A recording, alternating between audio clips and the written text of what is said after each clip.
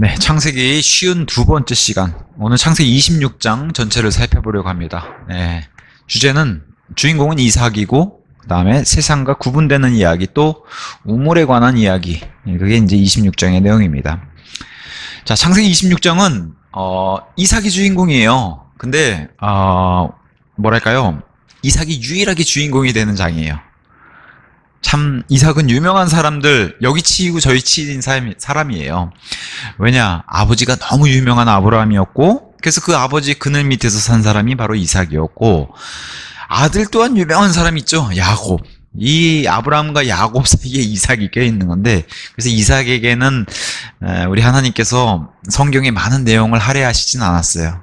다만 이 귀한 26장에 이삭이 드디어 주인공 되는 그러한 장이 바로 26장입니다. 그래서 이삭은 이제 그리스도의 예표도 되지만, 또 인간 이삭으로서의, 또 믿는 자로서의 어떻게 이 세상에서 살았는지를 평가하는 장이 바로 26장인데, 당연히 부정적인 요소도 나오죠. 이삭도 사람이기 때문에.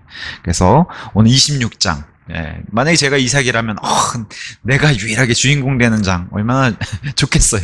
천국에서도. 어쨌든 이삭이 주인공 되는 26장 한번 살펴보도록 하겠습니다. 자, 26장 1절에서 5절. 이 아버지 아브라함이 했던 그 안 좋은 본을 따라서 또 아내를 팔아먹는 이런 일이 이삭에게도 보여줘요. 그러니까 참 아버지가 어떤 모습을 자식에게 보여주냐, 이게 너무 귀한 거예요. 너무 중요한 거예요. 세상에 이런 말 있죠. 데자뷰. 이런 말 들어보셨어요? 네. 본 적 없는데 본 것 같은. 근데 우린 봤죠.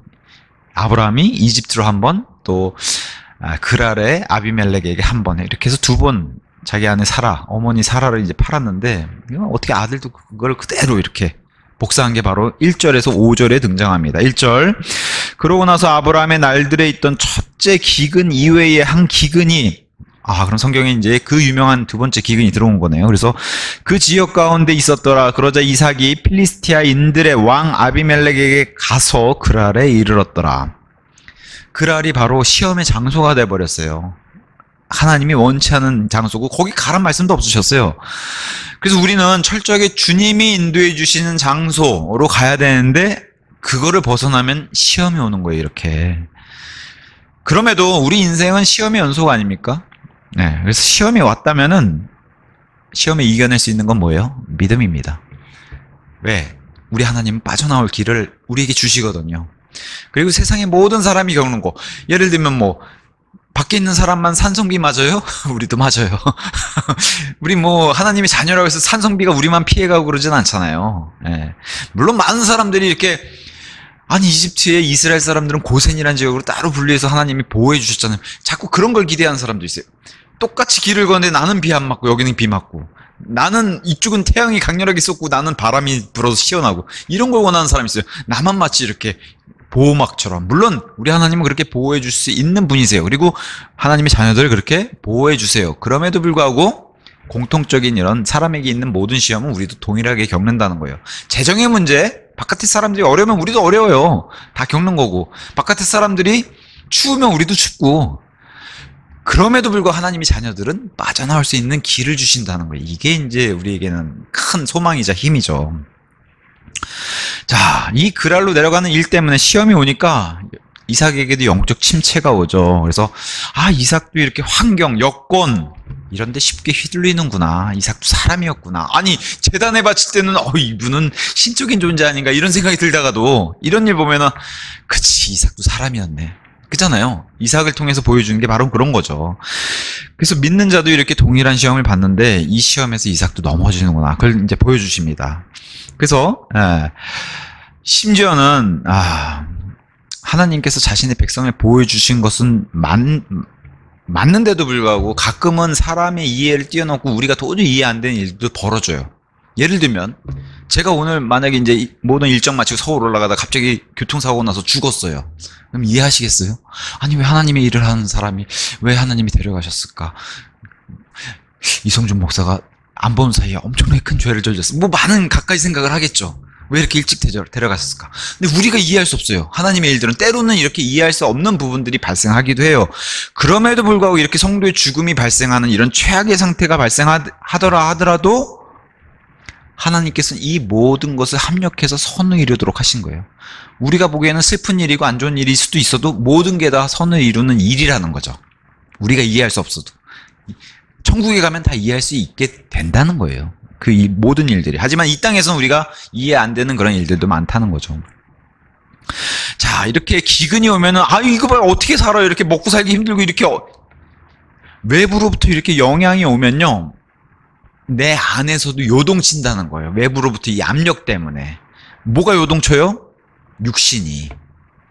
외부로부터 이 영향이. 그런데다가 뭐 저 같으면 만약에 막 먹고 살기 힘들어졌어요. 그러면 애들부터 울잖아요. 이게 이제 내부로부터의 압력이죠. 외부로부터의 압력을 통해서 이제 내부로부터 압력도 같이 받는 거죠. 외부는 기근이 있고 내면은 지금 육신의 정욕이 동요를 하는 거예요. 그러다 보니까 이삭도 성급하고 육신적인 판단을 낳는 이 결과가 생긴 거예요. 아브람도 이랬는데 아들도 이 길을 동일하게 걷는데 이게 영락 없이 연약한 사람이구나. 그걸 보여주는 겁니다. 그래서 2절에서 3절 앞부분에 이에 주께서 그에게 나타나셔 이같이 말씀하셨느니라. 이집트로 내려가지 말라. 내가 너에게 알려줄 지역 가운데 거하라. 이 지역 가운데 체류하라. 아브라함의 실수는 반복하지 않고자 하나님이 막으세요. 이집트로 내려가는 건 절대로 막으셨는데 이 정도면 눈치를 챘어야 되는데, 그리고 아버지를 다 알잖아요, 이삭은. 근데도 불구하고 가나안 땅에 거하라고 하니까 여기서 이제 잔꾀를 부리죠. 이게 이제 죄인 된 사람의 열매라는 거예요. 가나안 땅에 머물라고 그랬으니까 그랄은 괜찮겠지 하고 타협을 보는 겁니다. 이렇게. 이집트만 안 된다 그랬지 그랄은 안 된다고 안 했으니까. 근데 그랄도 결국에는 이집트를 닮은 곳이라서 안 되는 거예요. 거기 머무르는 거를 하나님이 원치 않으셨는데, 심지어 하나님이 직접 나타나셔가지고, 그죠? 이것은 다른 단어와 달리 나타나셨잖아요, 직접. 그렇게 해서 급하게 하나님 막으셨는데도 불구하고, 이집트만 아니면 됐지 하고, 이제, 요게 이제, 소위 말해 요령 피우는 거죠, 요령. 네. 이렇게 해서 이제, 그랄로 들어가게 되는, 결국엔 시험을 자처하죠. 그래서 3절에서 5절을, 그리하면 내가 너와 함께 있겠으며 너에게 복을 주겠노라. 이는 내가 너의 이 모든 지방들을 너와 너의 씨에게 줄 것이요 내가 너의 아버지 아브라함에게 맹세한 그 맹세를 친히 수행할 것이기 때문이라. 그리고 내가 너의 씨를 하늘의 별들같이 번성하게 하겠고 모든 지방들을 너의 씨에게 주겠노라. 그리하여 너의 씨 안에서 땅의 모든 민족들이 복을 받으리라. 5절. 이는 아브라함이 나의 음성에 순종하였고 나의 책무와 나의 명령들과 나의 규례들과 나의 법들을 지켰기 때문이라. 아브라함에게 했던 그 오랜 세월 동안에 걸쳐서 아브라함에게 했던 언약들을 다시 반복해서 이제는 이것을 고스란히 이삭에게 약속을 해주시는 거예요. 똑같은 내용을. 이삭에게 5번, 여기 나오는 내용 5번을 언약을 확증해 주세요. 내가 이걸 다 지키겠다고. 그리고 직접 나타나셔서 하신 약속이니까 이삭도 이런 건 처음 경험해 보는 거거든요. 아버지 아브라함 통해서 같이 겪은 일들도 있지만 이삭에게 단독으로 이렇게 나타나셔서 하나님이 직접 알려주신 건 처음이잖아요. 이삭도. 그러면 이삭에게 무슨 생각? 늘 나의 아버지 하나님, 이렇게 하나 걸쳐서 그 하나님의 존재를 인식했었더라면 이삭은 뭐예요 지금? 나와도 이렇게 교제를 친밀하게 해주시는구나. 그렇지 않겠어요? 이삭 입장에선. 네. 아브라함이 이렇게 잘 지켰나? 성경에는 이렇게까지 기록을 안 해줬는데, 그죠? 아브라함이 실수를 많이 보여줬는데, 근데 아브라함은 실수를 많이 한 사람이지만 하나님은 뭘 보셨어요? 여기다 실수 나열하면은, 야 아브라함, 야 말도 하지 마. 그거 쭉 써놓으면 아브라함 얼마나 창피하겠어요. 그리고 성경을 보는 우리도 이게 민망해서 이럴 거 아니에요. 근데 하나님은 아브라함, 특히나 사람의 실수를 보시는 게 아니라 뭘 보셨어요? 믿음을 보셨어요. 그러니까 아브라함이 지금 잘 지켰다고 얘기하는 것을 하나님이 나열해 주셨다는, 하나님은 믿음을 보셨어요. 실수를 보자면 아브라함도 별볼일 없는 사람이었어요. 근데 하나님은 믿음을 보셨다. 자, 실수로 사람을 평가할 것 같으면 이 세상에 남는 사람이 없어요. 아브라함도 그렇고 우리도 다 넘어지고 맨날 실수투성인데 어떻게 해요? 근데 하나님은 실수를 보시는 게 아니라 믿음을 보셨다. 이게 중요한 겁니다. 이게 성경 전체에 하나님이 보시는 관점이에요. 믿음을 보신다. 자, 근데 이제 안타깝게 터진 게 이제 아비멜렉 사건이 또 터졌어요. 아비멜렉은 옛날에 저 어렸을 때 성격 볼 때는, 아니 왜 아브라함도 죽고 사라도 죽고 하는데 왜 아비멜렉이 이렇게 오래 살까? 이랬어요.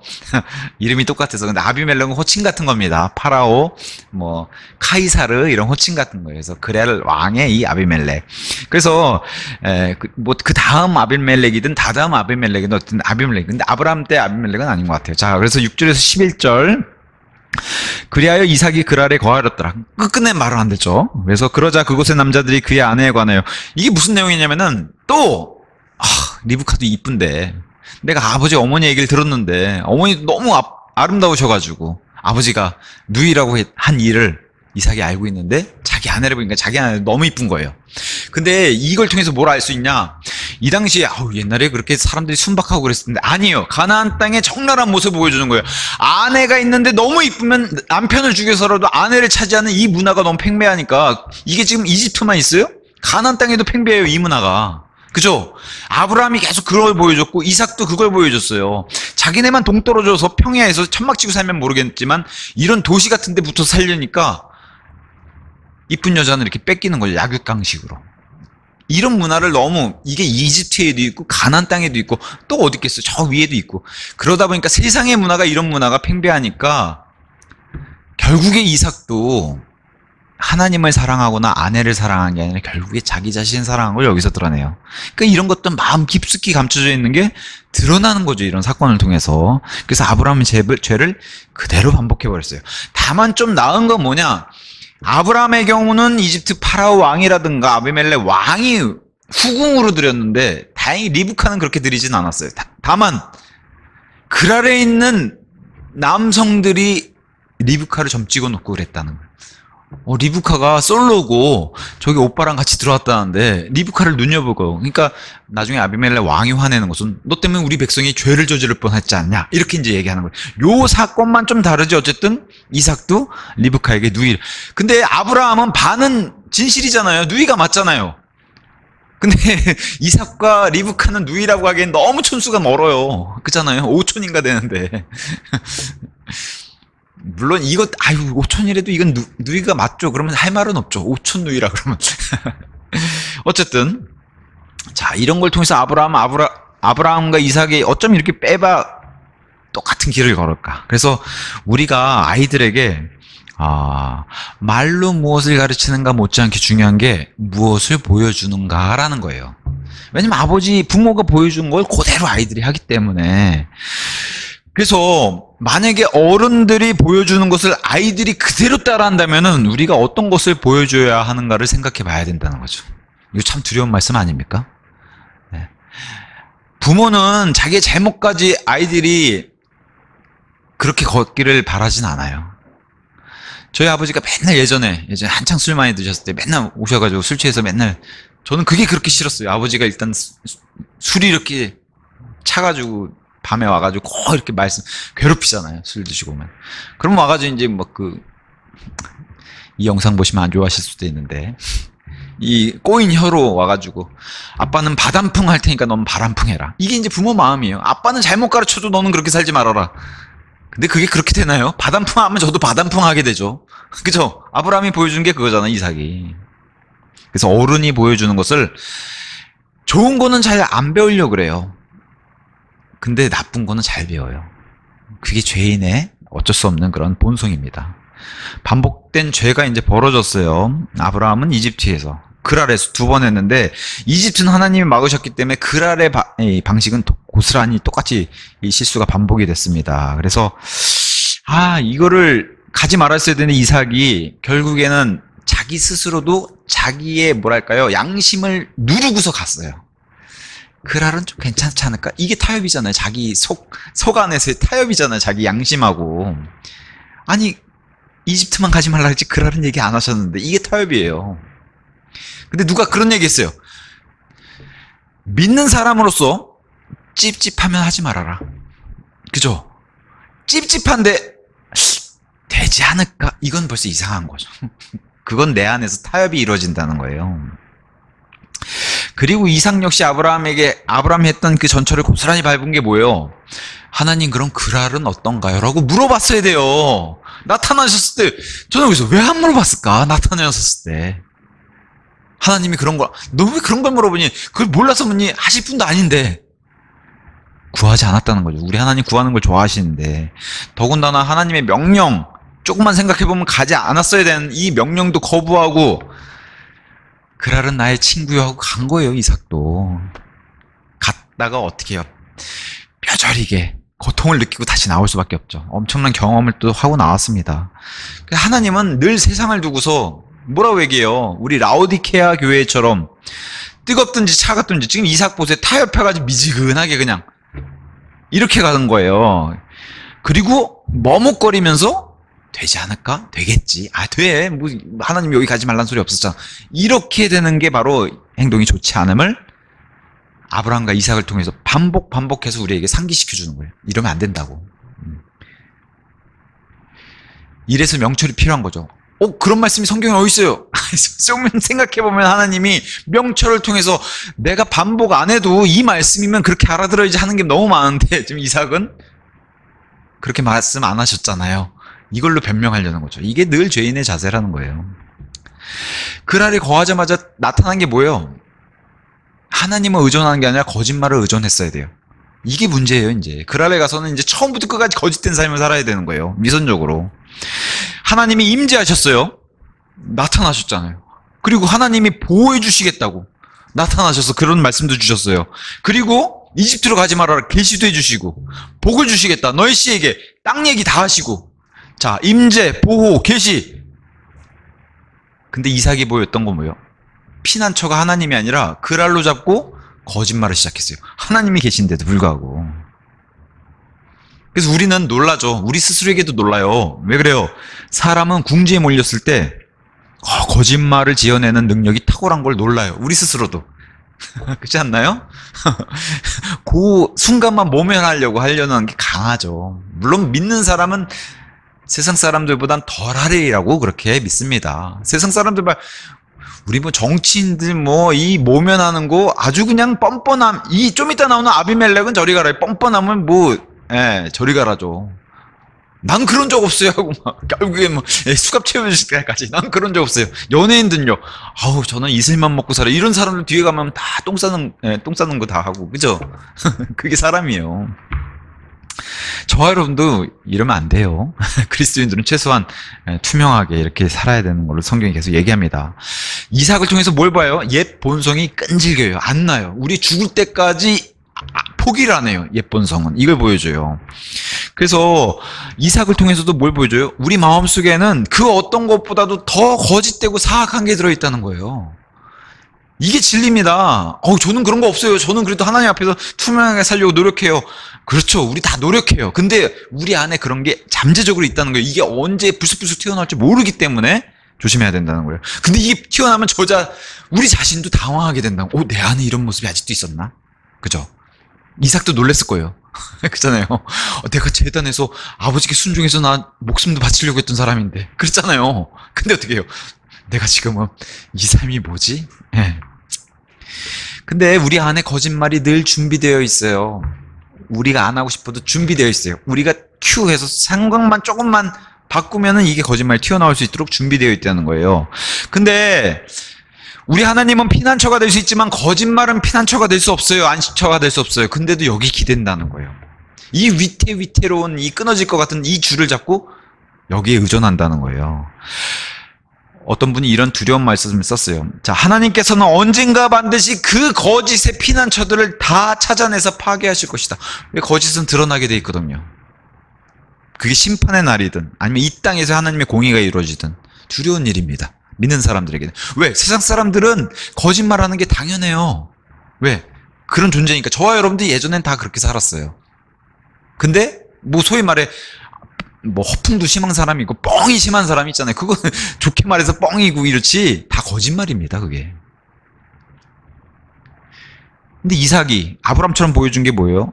하나님을 사랑하는 거 대신에 또 아내를 사랑해야 했음에도 자기 자신을 아끼는 거. 너무 자기를 사랑했어요. 이삭 역시도. 8절에서 11절 보니까 이렇게 나와요. 그러다가 그가 거기서 오랜 시간 지냈을 때, 아이고 거짓말을 이렇게 안 들키고 오래 지냈어요. 얼마나 힘들었을까요? 거짓으로 살아야 되는데.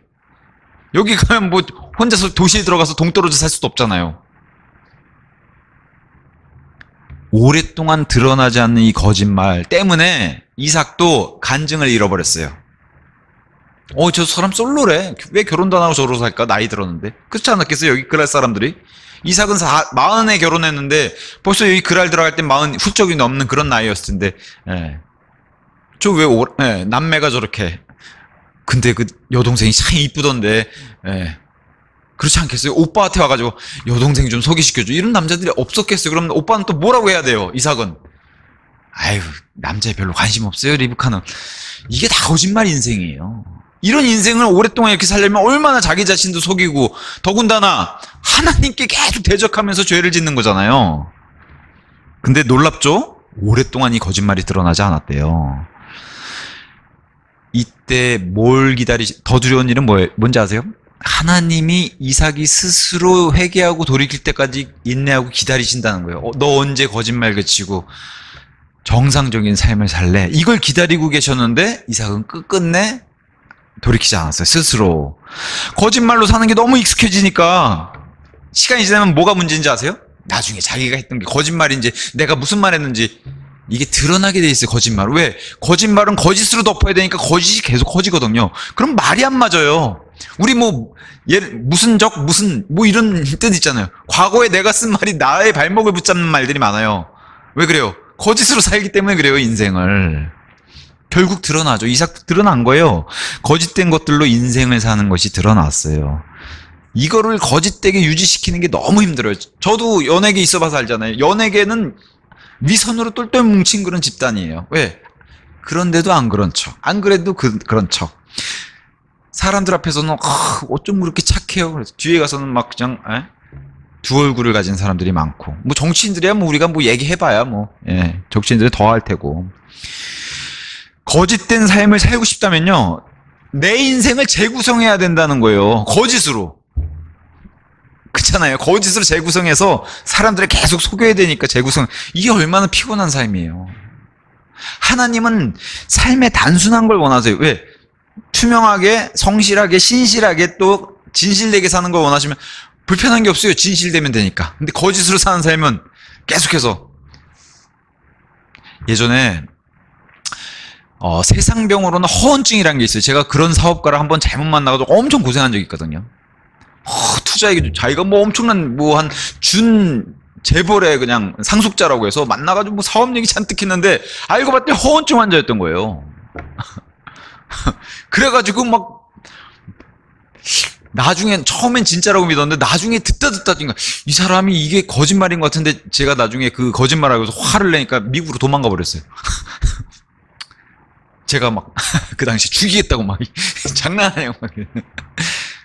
그런 사람이 있어요, 진짜로. 거짓으로 포장된 그 삶. 네. 근데 그런 사람 옆에 있으면 너무 괴로워요. 왜? 그 거짓에 같이 휘말려 들어가고. 네, 너무 괴로워요. 이삭은 안 그랬을까요? 이삭 주변에도 괴로운 거예요. 거짓 때문에 같이.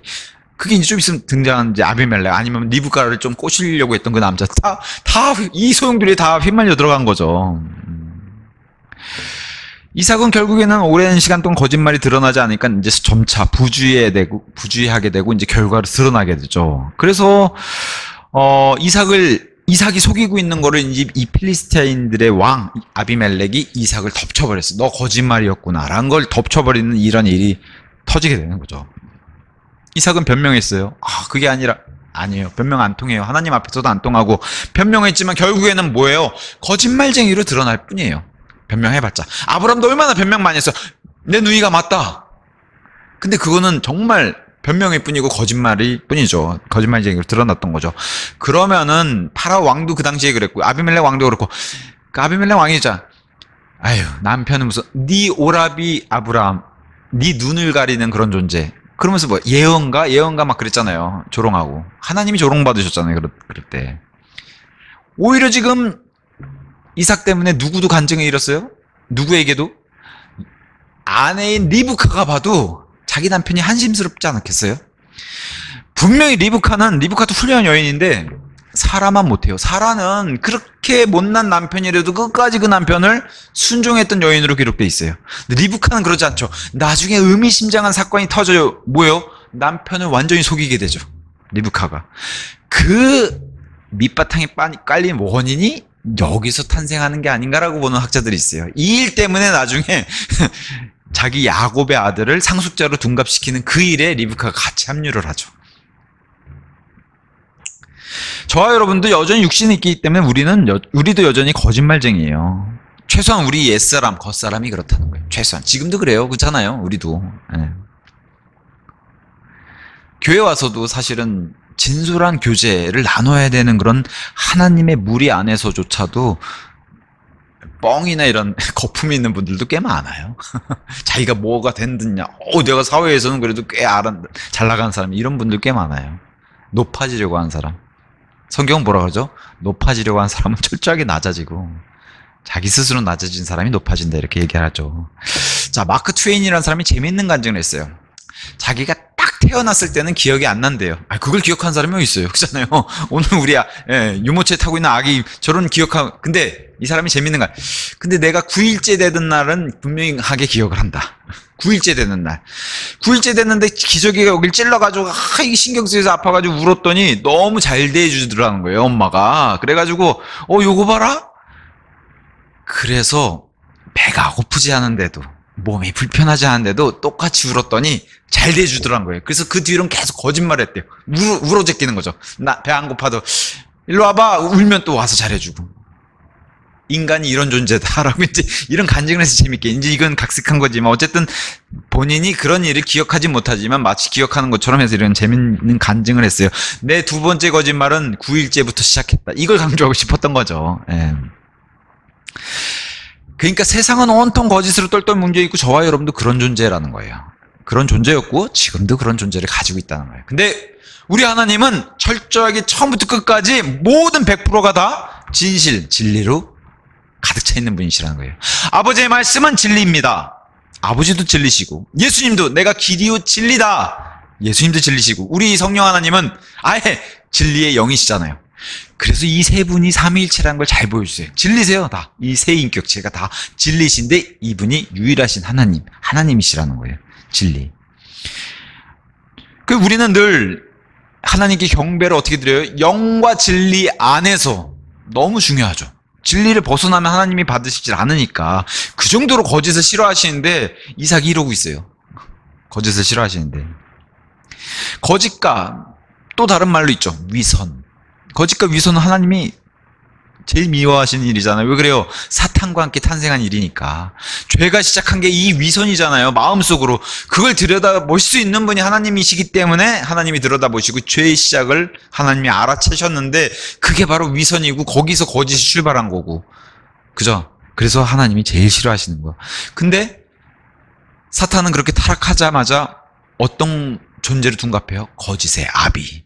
그래서 세상은 온통 이 거짓의 아비의 자식들이 다 거짓말만 하는 거예요. 참 성경이 진리인 게 우리는 육신의 전이고 안목의 전, 인생의 자랑. 근데 이 인생의 자랑 웬만큼 나이 드신 어르신들한테 가서 삶이 어떠셨어요? 그러면 왕년에 뭐 안 해보신 분이 없어요.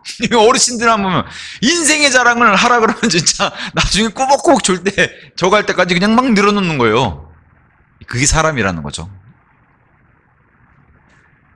다들 가지고 있는 게 바로 이 거짓이라는 거예요. 왜? 거짓의 아비의 자녀들이기 때문에. 근데 우리는 감사하게도 하나님이 자녀로 옮겨주신 거예요. 믿음 하나 보시면서. 근데 사탄의 기본적인 표현, 사탄은 입만 열면 거짓말. 요새 뭐 그런 영상 있죠. 아유, 입만 열면 거짓말. 그죠? 아까 제가 만났던 그런 거짓말하는 사기꾼, 이런 사람들 만나면 참 피곤한데 여기 이삭. 거짓말은 항상 다른 사람에게 피해를 줘요. 같이 줘요. 자기만 고생하는 게 아니라. 왜? 이 잘못된 상황으로 다 같이 몰고 들어가기 때문에. 리브가가 이렇게 이뻤다면 얼마나 남자들이 추근됐겠어요. 그잖아요. 그런 사람들 다 그냥 같이. 예. 나중에 이 사실을 알면 이 남자들이 얼마나 좀 괴롭고 또 화가 났겠어요. 근데 아비멜렉이 이 사실을 알고 뭐라고 얘기해요? 백성들에게 명령을 해요. 이 남자나 그의 아내에게 손대는 자는 반드시 사형에 처해지리라. 아버지 아비멜렉과 비슷하게 이 아비멜렉도 그나마 뭐랄까요? 그래도 하나님의 존재를 두려워하는 그런 이런 모습에선 또 이삭보다 나아요. 그 옛날 아브라함이 거짓말했을 때 그 당시 아비멜렉이 보여줬던 그런 모습도 그때도 아비멜렉이 오히려 믿는 사람 아닌가 할 정도로 그랬는데 여기도 이삭의 모습보다는 아비멜렉의 모습이 나아요. 근데 이삭은 여전히 부끄러운 점을 보죠. 왕이 저렇게 명령하니 이제는 거짓말 안 해도 되는구나. 여기서 만족하면 이게 또 참담한 거예요. 근데 어떻게 돼요? 왕이 이제 이렇게 얘기해 줬으니까 내가 백성들한테 이제는 안심하게, 이제 백성들이 나를 칠 그런 걱정은 안 하겠구나. 왜 그래요? 백성들이 건드리면 죽이겠다 그러니까 리브카가 이뻐도 내 아내고. 근데 걸린 게 뭐예요? 왜 부주의했어요? 왕이 어느 날 보니까 이삭이랑 리브카랑 둘이서 아무래도 모르겠어요. 둘이서 꽁냥꽁냥한 게 아니 온 후에는 할 수 없는 꽁냥꽁냥 하는 거 보인 거죠. 어떤 남매가 저렇게 예를 들면 뭐 거기서 진하게 뭐 키스를 했다든가 어떤 남매가 그런 걸 해요. 그러니까 아비멜렉 눈에 딱 걸려 저거 거짓말이구나. 근데 왕이 마치 이삭이 이뻐서 이렇게 해준 게 아니라 하나님이 두려워서 이렇게 해준 건데도 불구하고 이삭이 여기서 야 이제 아내라고 자신있게 얘기해도 괜찮구나. 오랫동안 거짓말한 것에 비해서 이삭도 꽤 뻔뻔하죠. 왕에겐 이렇게 잘 의존하면서 하나님께 의존하는 것도 힘들었어요. 여기서도 더 이상 여기서도조차도 하나님을 찾지 않잖아요, 이삭이. 그래서 우리도 이렇게 이삭을 통해서 뭘 봐요? 부족한 믿음을 통해 하나님을 우리도 무례하게 대하고 있지는 않은지 이런 걸 여기서 발견해야 되는 거죠. 자, 이삭의 부자된 모습이 이제 12절에서 16절. 아비멜렉을 통해서 또 많이 얻어가지고 나왔어요. 이것도 하나님의 복이고 은혜고 하나님의 약속하신 바, 이 사람들이 가는 곳에 다 복이 되겠다고 하는 그 아브라함의 약속, 그게 이제 이삭에게도 고스란히 전달이 되죠. 그래서 12절 14절, 그때 이삭이 그 지역 가운데 씨를 뿌려 같은 해에 100배를 받았으니 아유 이런 복 받기 싫어하는 사람이 누가 있어요. 그래서 이 땅의 복은 전부 구약에 이런 사람들에게만 다 초점이 맞춰지는 거예요. 근데 이걸 약속해 주신 거예요, 하나님이 이 땅의 복을. 자, 주께서 그에게 복을 주셨더라. 그리하여 그 남자가 창대해지고 앞으로 나아갔으니 그가 몹시 창대해질 때까지 증대하였더라. 이야, 이런 거 그냥 막 내가 가게려면 이런 거 말씀 걸어놓고 싶죠. 얼마나 좋아요. 몹시 창대해질 때까지 증대하였더라. 이런 거 좋아하잖아요, 가게. 자, 이는 그가 양떼들을 소유하였고 소떼들을 소유하였으며 엄청난 수의 종들을 보유하였기 때문이라. 이게 이제 하나님이 주신 복의 뚜렷함이 보이는 거고, 풍성한 방법으로 이삭에게 임해서 재산이 넘칠 정도가 됐어요. 이게 이제 하나님이 주신 복이에요. 내가 너에게, 우리 그런 찬양 있잖아요. 받은 복을 한번 세어보아라. 그런 찬양이 있을 정도로 이삭에게 주신 복을 한번 이삭이 봤을 때 자기가 눈으로 받은 이런 복을 부어주신 거죠. 그 다음에 이제 14절에서 16절 이런 모습이 있습니다. 그러자 필리스티아인들이 그를 시기하였더라. 이는 그의 아버지 아브라함의 날들에 그의 아버지 종들이 판 모든 우물들 그것들을 필리스티아인들이 봉하였고 그것들을 흙으로 메웠기 때문이라. 그런즉 아비멜렉이 이삭에게 말하기를 우리에게서 떠나가라. 이는 너가 우리보다 훨씬 더 막강하기 때문이라 하였더라. 복을 계속 주시니까 재산도 불어나고 수도 불어나고, 과거 아브라함이 이 적은 수로 엄청난 연합국도 물리쳤는데 지금 이삭의 지금 종들이, 이건 종들이 아니라 막 군사처럼 보이는 거죠, 아비멜렉의 눈에는. 그러니까 떠나가게 이렇게. 자, 여기서 시기, 아유 가서 죽었으면, 여기서 떠나서 그냥 죽어버려. 시기심은 나쁜 거예요. 근데 이런 시기의 대상이 뭐가 자꾸 눈에 밟혀요? 이삭의 재산이 불어나니까 그 재산이 불어나는 걸 보고 시기가 발생해요. 그래서 부유함이 시기를 불러오는, 그래서 어떤 학자는 부유함은 시기를 불러오는 장식품이다. 내가 부유한 걸 주변에 있는 사람들이 나를 시기함으로 본다는 거예요. 재산을 보면서. 그래서 이 시기함이 무슨 열매로 결과로 나타나요? 필리스테인들이 과거 아브라함이 팠던 이 우물들을 메꾸는 일로 결과가 나타났어요. 더군다나 여기 쐐기를 받는 아비멜렉 왕이 떠나라는 명령까지 줬어요. 아주 결과가 안 좋죠. 솔직히 말해 하나님께서 이 아브라함에게 주신 이 땅, 그리고 이삭에게 주신 이 땅을 오히려 불법적으로 점유하고 있는 사람들은 필리스타인들이에요. 자, 이 사람들이 지금 가나안 땅에 불법으로 점유하고 있는 거예요. 하나님 보시기에. 이 일이 4,000년 지났는데 끝났어요? 아직도 안 끝났어, 저기. 이 그랄 땅, 더군다나 이 이스라엘 서쪽 땅은 아직도 저 팔레스타인 사람들이 아직도 불법 점유하고 있어요. 이건 예수님 와야 끝나는 거예요, 저 불법 점유는. 그리고 성경이 보여주는 예표가 있죠. 이 필리스타인들의 강력한 예표는 다시 태어나지 않는, 믿지 않는 불신자들의 예표. 근데 믿는 자들과 섞여 있는 예표. 이게 교회에서도 굉장히 의미심장해요. 교회 안에도 믿지 않는 사람들이 섞여서 이런 불신자의 모습과 이런 불평들을 드러내는 일들을 하는 예표로서도 우리에게 알려준다는 거예요. 다른 길로 들어왔어요. 하나님이 원치 않은, 하나님이 원한 가나안 길은 갈대아 우르 땅에서 들어오시게 할 때, 아니면 이스라엘이 광야를 들어서 들어가게 하는 그 방법인데, 이 필리스티아인들은 이렇게 안 들어왔죠. 해안 민족으로 해가지고 불법으로 들어왔다는 거예요. 서쪽에서. 우리 하나님은 정반대로 동쪽에서 서쪽으로 들어가게 하시는데 필리스티아인들은 서쪽에서 동쪽으로 들어온 거예요. 자, 그러면서 하나님의 백성을 대적하는 소위 말해 가나안의 골칫거리죠. 지금도 저 땅의 골칫거리죠. 교회 안에 몰래 들어온 자들, 또 기독교 안에 몰래 들어온 자들도 마찬가지라는 거예요. 뭐 지금은 자유주의 신학, 심지어 뭐 여자 목사 아니면 동성애 축복, 이런 게 다 기독교에 몰래 들어온 필리스티아인들의 예표라는 거죠. 그 예표를 잘 보여준다는 거예요. 믿지 않는 사람들이 들어와가지고 쓱 앉아서 자기들이 이런 사람들의 대표인 양 목소리를 높이면서 교회 질서를 어지럽히는 거랑 똑같다는 거죠. 같은 가나안 땅 안에 살면서 필리스티아인들이 이스라엘 사람들을 괴롭히잖아요. 너희 신만 신이냐고. 우리도 신이 없냐. 우리도 다곤이라는 진리 신이 있다. 이런 것들이 기독교 안에 들어오면 어떻게 돼요? 섞이지 않는. 근데 그런 일들이 많죠. 이 조그만 지역교회 안에서도 그런 일들이 있는데, 더 범위 넓게 기독교 안에서는 그런 일들이 비일비재하고, 이게 바로 이제 필리스티아 사람들이 보여주는 예표입니다. 그래서 이 불신자들이 교회에 몰래 들어와서 자리 차지하면은 성도들의 믿음을 흔드는 일이 있어요. 지금 이 필리스티아인들이 보이는 것처럼 그걸 잘 보여주는 겁니다. 더군다나 필리스티아인들이 아니라, 예를 들면 이삭과 리브카가 지금 그랄에 갔어요. 믿는 성도들이 이런 모습이 나올 때도 있어요. 예를 들면 이삭이 실컷 아비멜렉 왕에서 변명했는데 리브카가 아비멜렉의 편을 들어버려요. 이거 참 돌아볼 일이죠. 성도들 안에서 이런 일들이 비일비재해요. 진리의 편이나 아니면 하나님의 사람 편에 서야 되는 사람들이 오히려 구원받았다는 사람들이 저 필리스티안 사람들 그 일에 붙어가지고 네가 사랑이 없었던 거야. 뭐 이런 식으로 얘기한다든가. 이러면 진짜 아주 머리가 지끈지끈 아프죠. 예. 자, 우물들을 막았다고 하는 것은 굉장히 의미가 심장합니다. 왜 그래요? 이 우물들은 생명의 원천이고 하나님이 창조하실 때 물들은 생명을 내라. 그래서 생명의 근원이 바로 물들이었어요.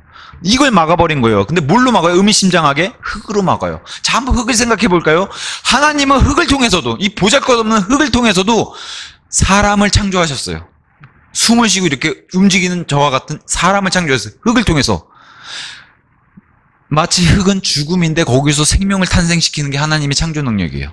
근데 이 땅에 하나님이 죄를 저질러서 이 땅에 이제 첫째 사망이 임한 뒤로는 사람이 죽으면 다시 흙으로 돌아가요. 죽음을 상징하잖아요. 왜 우물들을 흙으로 메꿨다는 이 말씀의 의미가 왜 의미심장했어요? 죽음으로 자꾸 메꾼다는 거예요. 근데 어떻게 해요? 우물은 생명을 주잖아요. 그 생명을 죽음으로 메꾸려고 한다는, 이게 필리스티아인들의 열매라는 거예요. 그 예표를 이렇게 가져오면, 우리도 세상 사람들에게 생명을 알리고 진리를 알릴 때 이걸 막는 필리스티아인들이 등장한다는 거예요. 자꾸 지옥 설교하지 마. 그런 거 하면 안 되지. 하나님은 사랑이신데 왜 지옥 설교해? 너희는 사랑이 없네. 도대체 좀 잘못했다고 이렇게까지 뭐라 그래? 이런 일로 자꾸 메꾸는 일이 우리에게도 많이 등장한다는 거죠. 우물은 그리스도의 예표예요. 내 배에서 생수의 강들, 살아있는 생명의 물이 예수님에게서만 나오는 건데 그걸 메꾸는 예표로 지금 여기서 등장한 거예요. 특히나 우리 수가성의 그 여인 만났을 때가 우물, 대표적인 우물, 함께 예수님이 너가 준 물은 마시면 목마르고, 요즘 같은 여름 날씨는 마시면 목마르고, 아무리 얼음물 줘봐야 그게 잠깐이지. 내가 주는 물은 영원하게 목마르지 않아.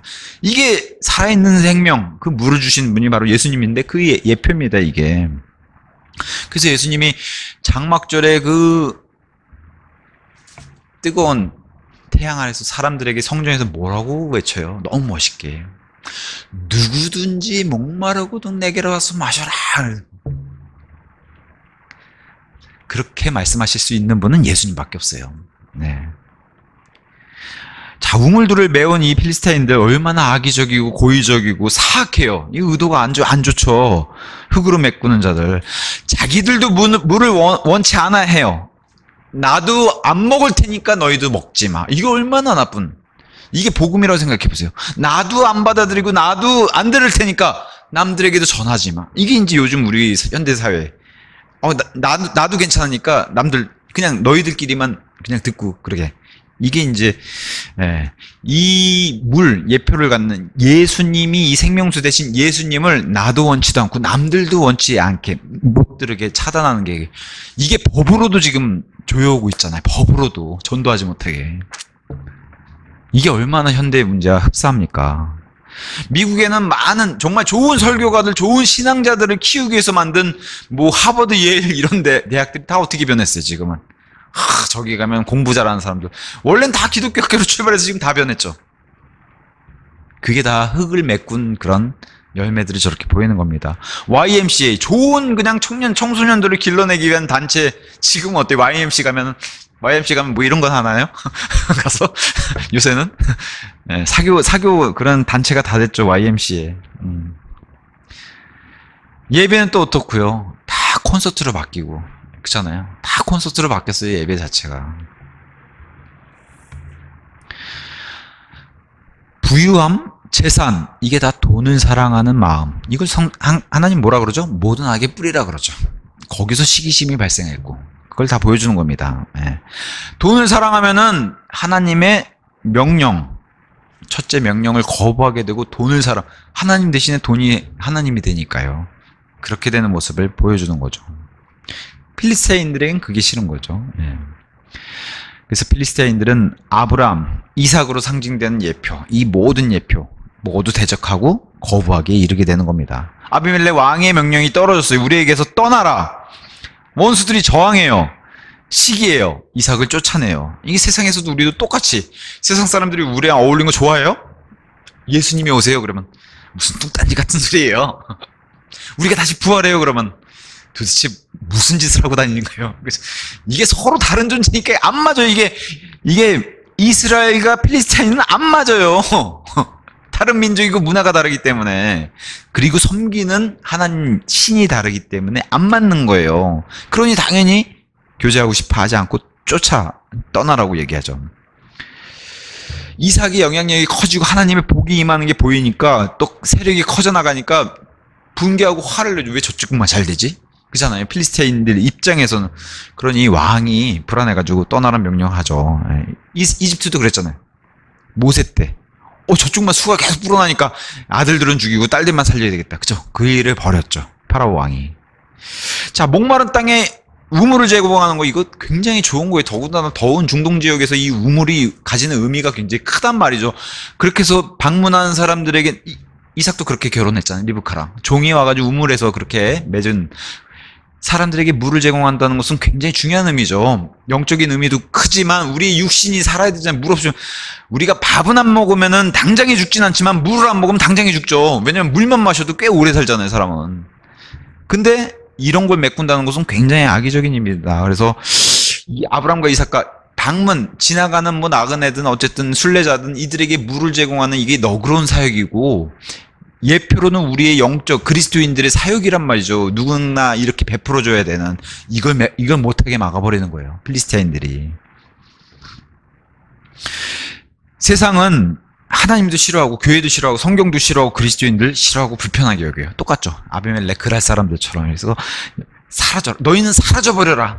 없어졌으면 좋겠다. 지금 뭐 개독교, 먹사, 뭐 맨날 먹는다 해서 먹사 막 이런 얘기 하잖아요. 개독교 이런 얘기 하잖아요. 근데 어떤 학자가 이런 얘기해요. 참 너무 아픈 마음을 가지고 지금 이렇게 말씀드립니다. 저들은 진짜 아무것도 모릅니다. 교회가 세상을 떠나고 나면 무슨 일이 생기는지 전혀 알지 못합니다. 우리가 떠나면 여긴 준지옥이 됩니다. 그잖아요. 대환란이 시작하는 건데, 마치 진짜 교회가 떠나면 대환란이 시작하는 건데, 그런 거를 모르고서 지금 교회가 없어졌으면 좋겠다 이렇게 얘기하니까 얼마나 우리 입장에서는 답답하고 안타깝고. 그럼에도 불구하고 이삭 그리고 그의 종들은 우물들을 다시 팠습니다. 17절 18절. 그리하여 이삭이 거기서 떠났으니 그랄 골짜기 가운데 자기 천막을 치고 거기서 거하였더라. 그리고 이삭이 자기 아버지 아브라함의 날들에 그들이 팠던 물이 있는 우물들을 다시 팠더라. 이는 아브라함이 죽음 이후에 필리스티아인들이 그것들을 봉하였기 때문이라. 그리고 그가 그것들의 이름들을 그의 아버지 그들을 불렀던 그 이름들을 따라 불렀더라. 여기가 베르셰바인데, 베르셰바가 된 이유를 여기서 이제 뒤에 쭉 먼저 이렇게 결론을 짧게 개요처럼 설명해 주고 뒤에 보충 설명을 쭉 해. 이게 이제 히브리 문학의 특징입니다. 그러면서 우물들을 다시 파는데 마침 거기가 아브라함이 팠던 그 우물이에요. 그리고 과거 그 아브라함과 아비멜렉 왕이 맹세를 맺었던 그 우물. 왜냐? 베르셰바란 이름 자체가 맹세의 우물이에요. 그 장소에 다시 이삭이 도착해가지고 여기서 우물 파는데 또 다른 아비멜렉 왕과 또 맹세를 하죠.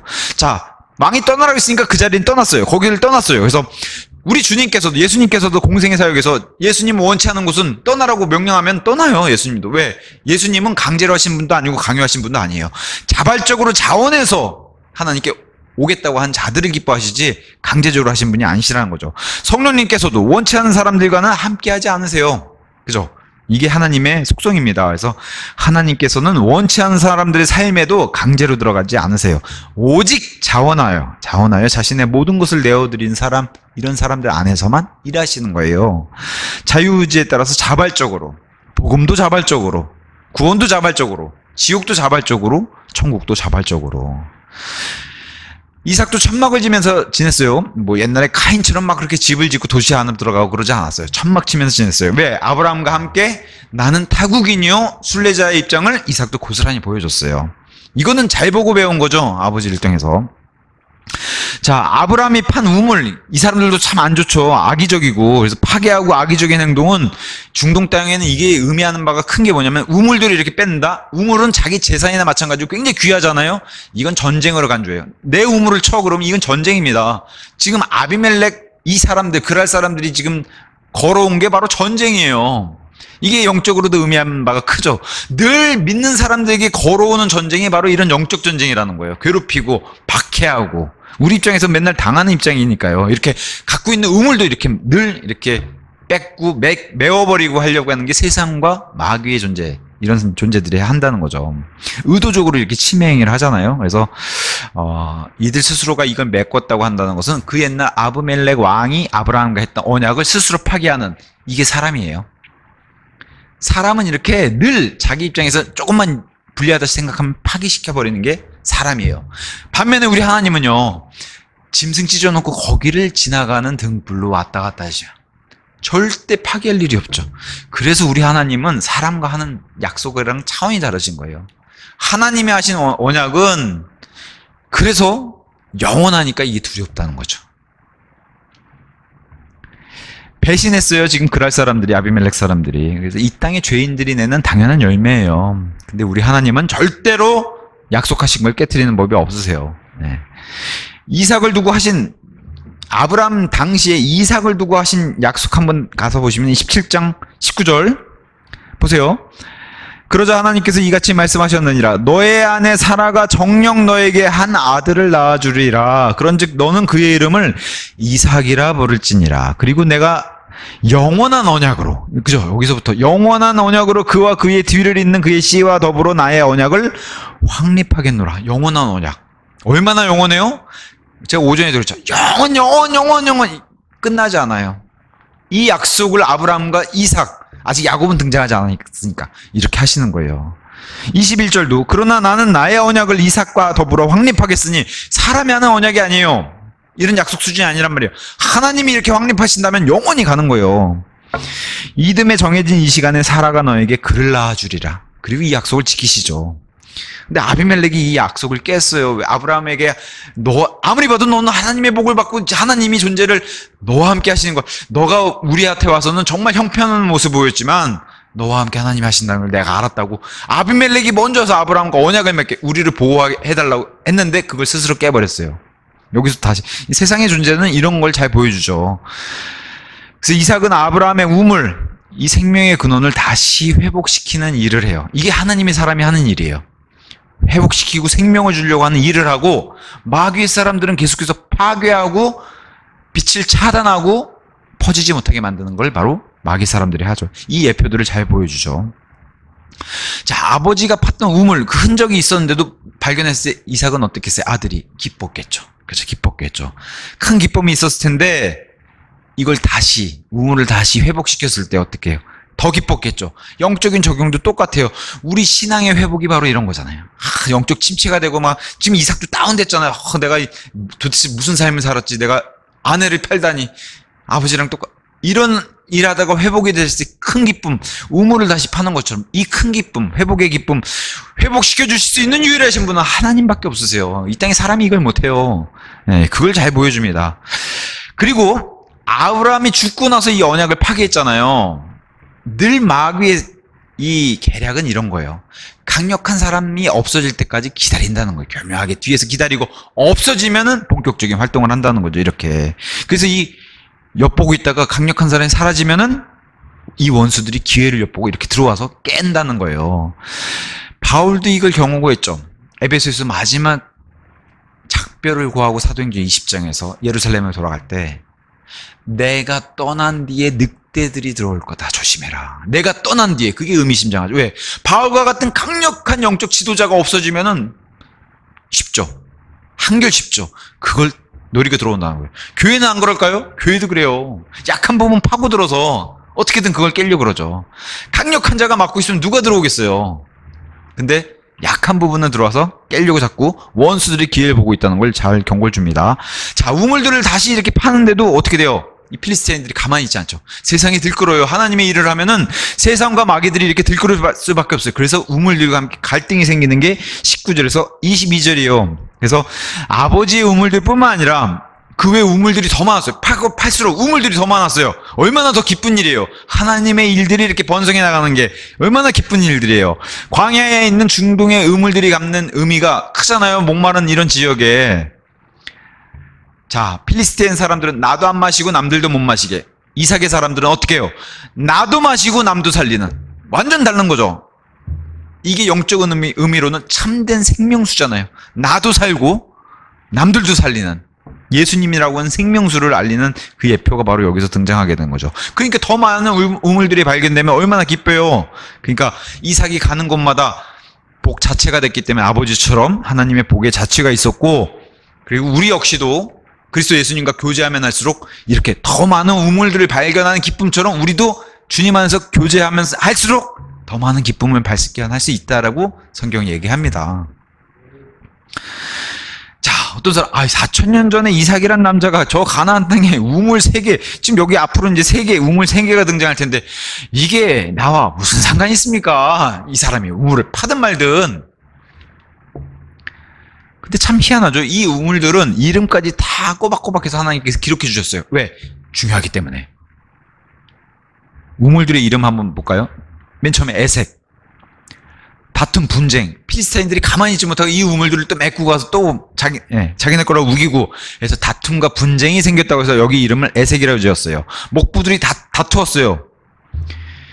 진리의 셈이 이렇게 등장하게 되면은 세상이 이렇게 싸움을 걸어온다는 거예요. 다툼. 의미심장하죠. 그래서 나는 평화주의자예요. 그리고 그리스도인들은 평화주의자가 될 수밖에 없죠. 싸우는 일. 육신을 부딪혀서 싸우진 않으니까. 근데 평화주의자라도 이렇게 싫든 좋든 간에 싸울 수밖에 없는 때를 당한다는 거예요.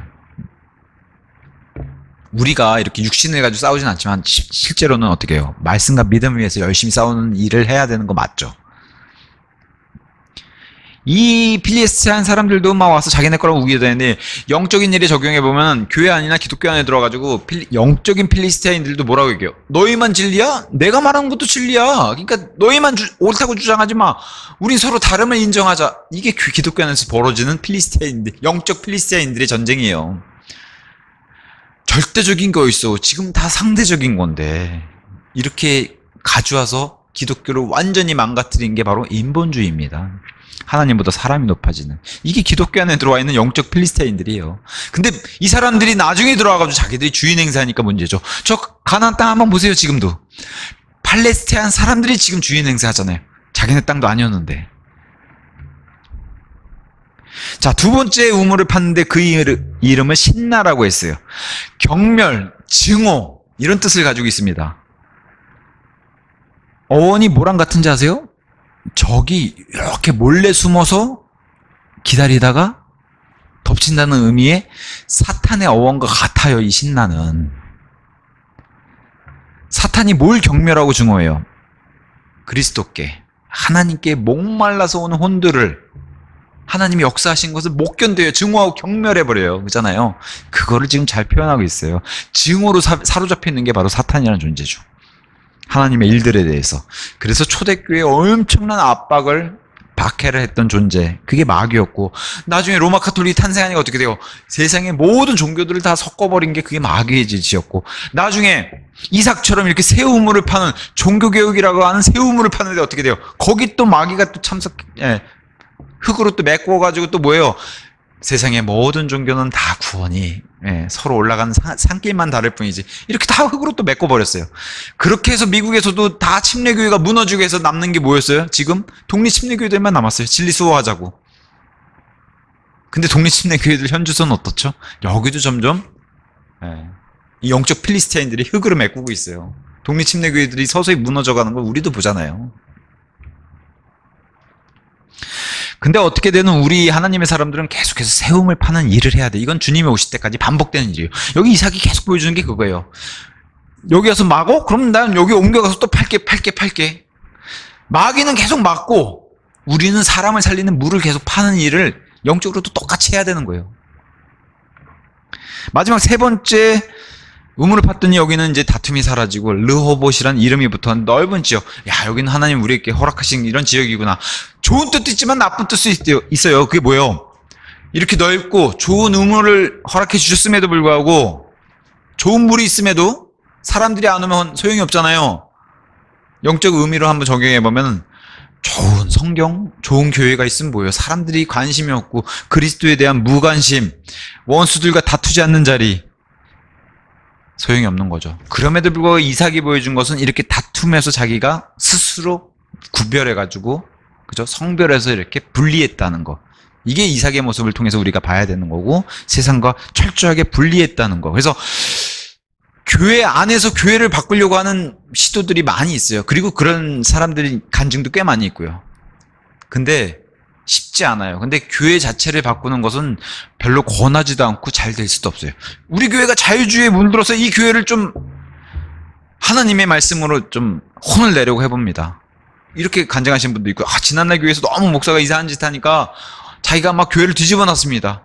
이건 그리스도인으로서 올바른 방법이 아니에요. 그 교회가 그런 모습 보이면, 여기 이삭이 보여준 게 뭐예요? 다툼이 있으니까 스스로 떠나서 이 다툼을 멀리해서 분리하잖아요. 이게 이삭이 보여준 하나님의 사람의 자세예요.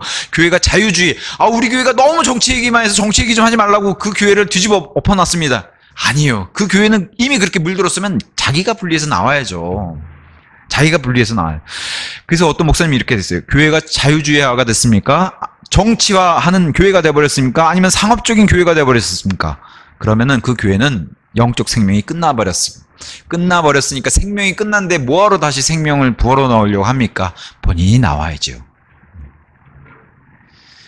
우리가 사회단체, 예를 들면 뭐 로타리 클럽을 교회로 바꿀 수 없어요. 불가능해요. 로타리 클럽 들어가서 여기를 교회로 뒤집어 바꿔놓겠다? 불가능해요. 그런 일은 가능하지 않아요. 그렇듯이 교회를 내가 이 교회에 새 생명을 불어넣고 새 숨을 불어넣겠다. 불가능한 일이에요. 하나님도 못하시는 일을 사람이 하겠다는 거니까. 자기가 분리해서 나와요. 그래서 시간 낭비하지 말고 본인이 나와서 분리하세요. 라고 이제 이렇게 주장해요. 물론 어떤 분은 자기가 옳다고 해서, 자기만 옳다고 해서 교회를 뒤집어 엎는 분들도 계세요. 그것도 잘못된 거죠. 본인이 정말 옳다고 생각하면 본인이 분리하면 되는 거고, 교회가 그 길로 가겠다고 하면 교회는 그 길로 가게 내비로 두고 본인이 분리하게 되는. 어쨌든 다투지 말고 이렇게 나와야 되는 것을 이삭을 통해서 보여줍니다. 자, 23절, 25절. 우물을 팔다가 경배를 드린 장면이 등장해요. 23절. 그런 다음에 그가 거기서부터 베르셰바로 올라갔더라. 자, 베르셰바, 아브라함이 아비멜렉과 이 우물에서 맹세한 그 맹세 우물의 베르셰바예요. 이 베르, 우리는 생명의 근원을 주는 이 앞에 단어가 비어에 비어. 우리가 알고 있는 그 맥주란 말이에요. 베르셰바의 앞에가 비어예요. 근데 여기가 보리가 많이 나는 지역이니까. 근데 사람은, 성경은 베르셰바에서 생명의 물을 공급해 주겠다고 이렇게 기록이 되는데, 세상은 어떻게 돼요? 맥주 마시면서 이러잖아요. 맥주 마시면서 마치 생명 얻는 것처럼 그렇게 광고하잖아요. 네.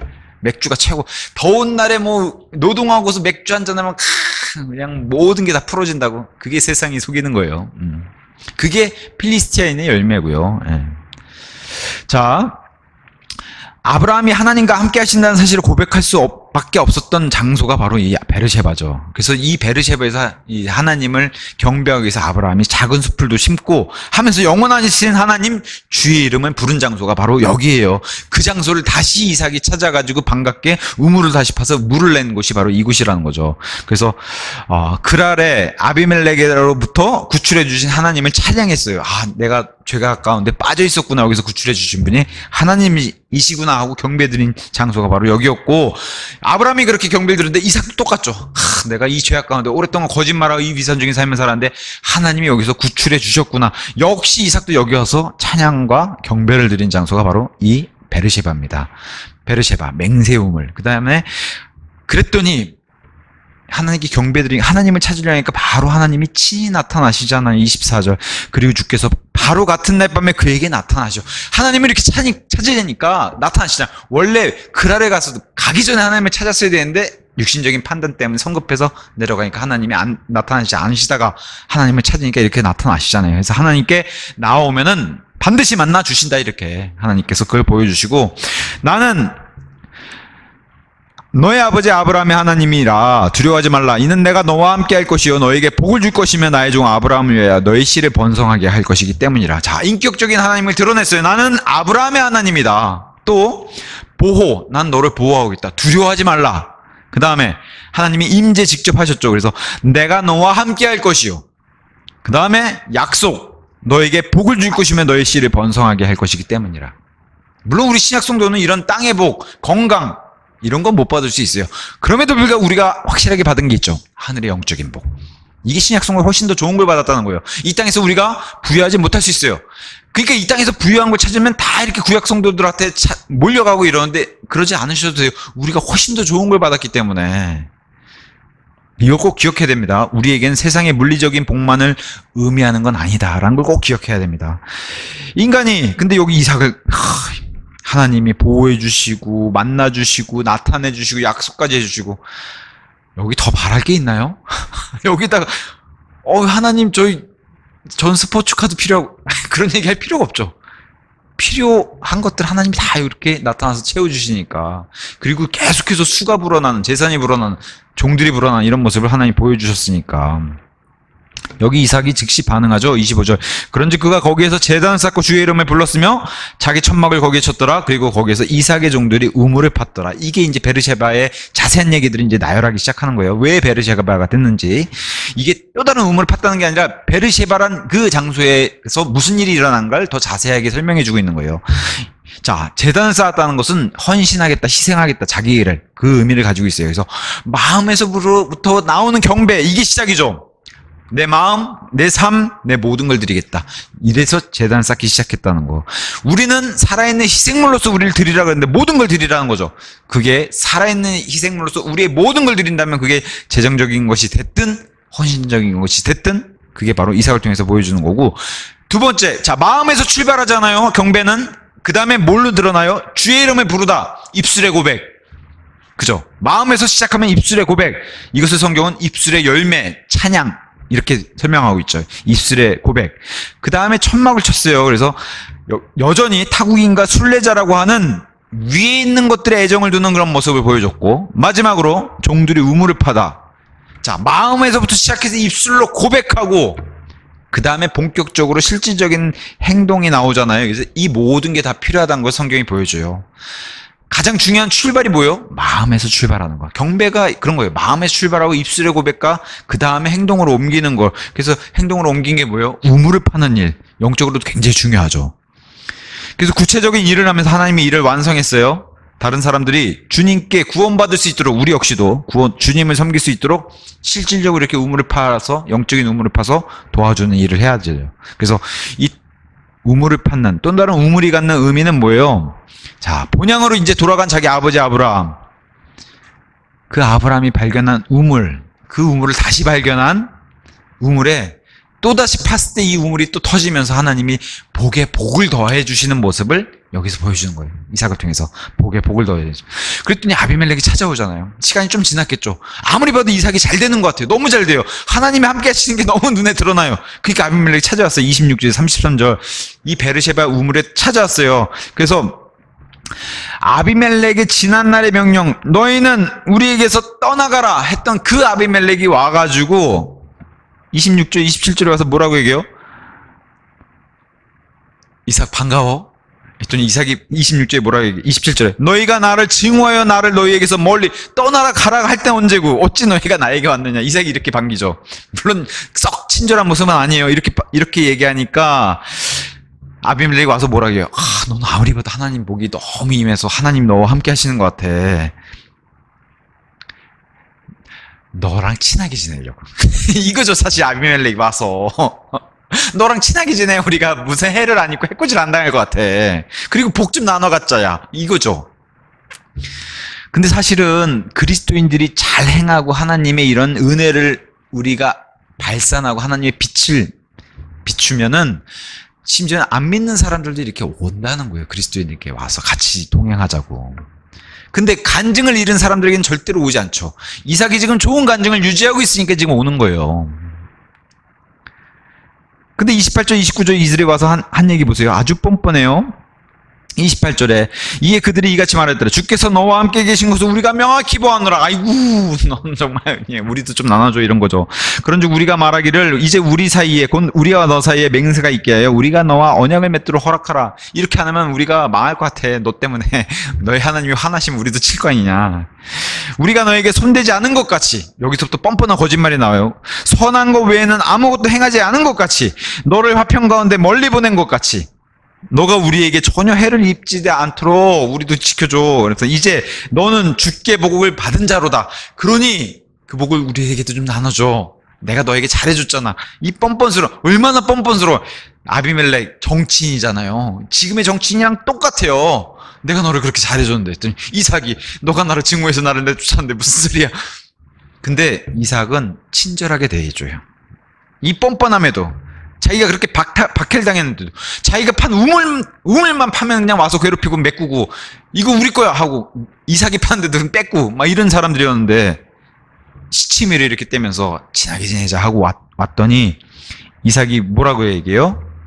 잔치를 벌이면서 화평하게 교제하고 그 다음날 보내주는, 이게 바로 은혜를 베풀어주는 그런 자세를.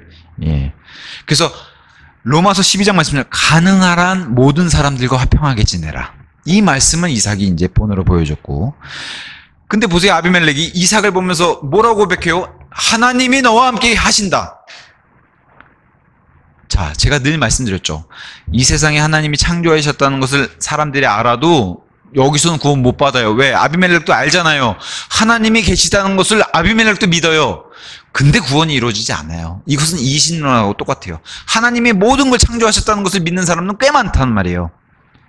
이분이 나의 구원자가 되셔야 구원받는 거예요. 아비멜렉이 여기까지 도달하진 않죠. 이삭의 주님도 만났으면 좋았을 것을 여기까지 가진 않아요. 관심이 없어요. 왜? 아비멜렉은 육신적인 것에만 관심이 있기 때문에, 영적인 것에 관심이 없었기 때문에. 아비멜렉이 떠나자. 자, 이 세상 사람을 의미하는 이 필리스티인들이 떠나자. 이게 의미심장이에요. 32절 뭐라고 시작하나?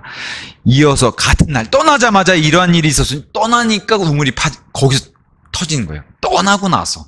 이것도 의미심장하죠. 왜? 있었을 때 터지면 또 다른 문제인데 떠나고 나니까 분리하고, 세상과 분리하고 나니까 새 우물이 터지는, 이게 바로 아버지 아브라함이 봤던 그 예전 우물을 다시 회복시키는 그 베르세바가 된 의미예요. 그래서 세상과 분리한 날 발견된 우물이란 뜻이에요. 그래서 그들이 떠나자마자 발견했고, 두 번이나 아비멜렉 집안과 이삭의 집안이 맹세한, 이 집안과 맹세한 그 맹세의 베르세바의 이름으로 전해진 우물이 이렇게 해서 다시 탄생한 게, 모세가 창세기 기록했을 때까지 그 베르세바가 유지가 되면서 저 베르세바가 이러한 사연을 가지고 있다라고 기록해 준 게 바로 이 기록입니다. 그러면서 이제 마지막 34절, 35절에 이삭과 리브카의 근심이 바로 에서란 인물로 이제 여기 등장합니다. 34절, 35절. 이후에 에서가 히타이트족 부에리의 딸 유딕과 히타이트족 엘론의 딸 바세맛을 아내로 취하였을 때 그는 40세였더라. 아버지와 똑같은 나이에 이제 결혼을 다시 합니다. 그들은 이삭과 리브카의 심경을 비통하게 하였더라. 근심이 됐어요. 왜 그래요?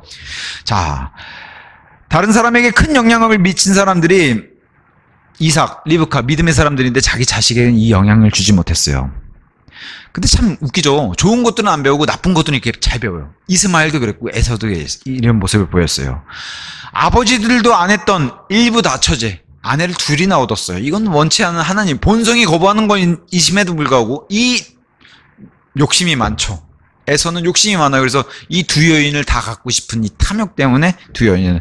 나중에 36장에 이 두 여인을 가진 것에 대한 평가가 그때 이루어지니까 그때 가서 자세하게 보기로 하고요. 자, 에서는 장자권을 포기했고 순례자의 길도 포기했어요. 세상적인 사람, 그죠?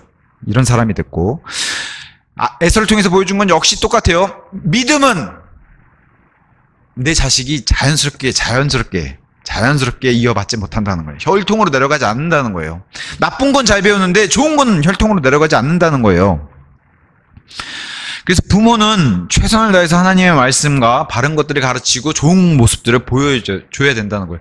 이렇게 해서도 안 되는데 어떻게 돼요?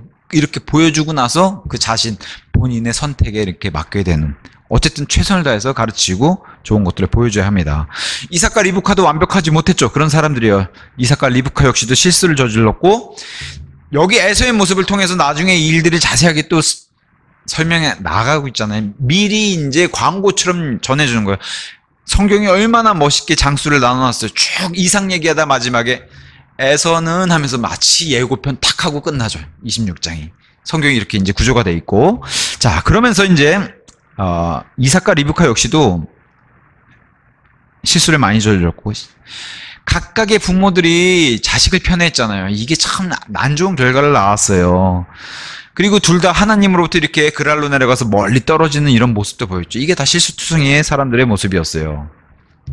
그럼에도 불구하고 이삭과 리브카의 저 마음 깊숙이에 없어지지 않는 게 하나 있었죠. 그게 뭐예요? 하나님을 향한 사랑. 에서가 갖지 못했던 거, 하나님을 향한 사랑은 이들에게 있었어요. 그래서 이들이, 에서는 비록 이렇게 근심이 됐지만 다른 하나는 걸출한 아들을 낳게 되죠. 이 구약 성도 가운데 위대한 성도 중에 하나인 야곱이 여기서 탄생하게 되는, 믿음의 유산을 이렇게 물려준 그 대단한 아들이 태어나는 게 바로 이 아들이 이스라엘이 되잖아요. 이스라엘 이름이. 다만 다른 하나는 정말 비통한 심경의 근심거리가 됐고, 삼손의 부모랑 똑같아요. 삼손의 부모도 근심거리였거든. 삼손이 맨날 그냥 어떻게 창녀들만 하고 막 어울리다니니까. 에서도 그런 사람이었어요. 그래서 이 모습을 보면서 너무 늦기 전에 자녀들을 올바른 길로 인도해야 합니다. 그리스도인들은 이렇게 얘기하고, 또 하나, 사탄은 이렇게 이스라엘의 이웃되는 필리스타인들을 들어서라도 이렇게 괴롭히지만, 심지어는 가족들 안에, 심지어 형제나 가족을 이용해서도 사탄은 공격하기도 합니다. 에서를 들어서 이렇게 괴롭히는 것처럼. 이렇게 마무리 지었습니다. 오늘은 창세기 26장을 한 장을 이제 살펴보았습니다. 여기까지 하고 마치도록 하겠습니다.